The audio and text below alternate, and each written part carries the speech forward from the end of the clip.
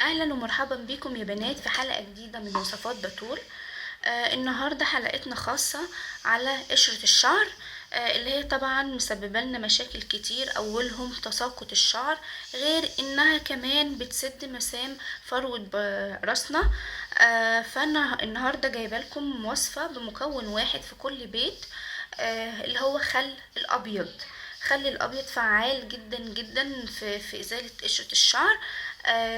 هنجيب كوباية صغيرة من الخل الابيض، وعليها معلقة صغيرة، اللي هي المعلقة دي صغيرة، من الفلفل الاسمر اللي احنا بنحطه على الاكل.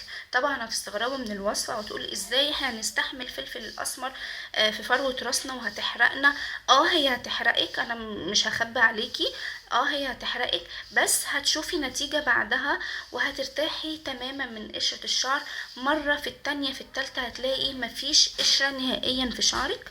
هنستخدمها كل اسبوع فقط لحد لما تجيب معاكي نتيجة. طريقة الاستخدام يا بنات، قبل ما نغسل شعرنا بالشامبو والبلسم، هنعمل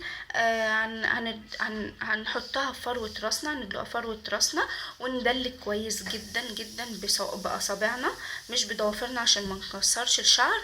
وبعد كده هنسيبها من 5 ل10 دقايق، وياريت تستحمليها لحد 10 دقايق. وبعد كده تغسلي شعرك عادي جدا بالشامبو والبلسم، بس افضل ان البلسم ما يتحطش على فروة الراس، لانه هو نفسه هو اللي بيجيب القشرة، بالذات للشعر الدهني. فالبلسم او الحمام الكريم بيحط على اطراف الشعر فقط. اتمنى تكون الوصفه عجبتكم، وياريت تجربوها وتقولوا لي رايكم. واي تعليقات او اي استفسارات اكتبوها لي في التعليقات وانا هرد عليكم.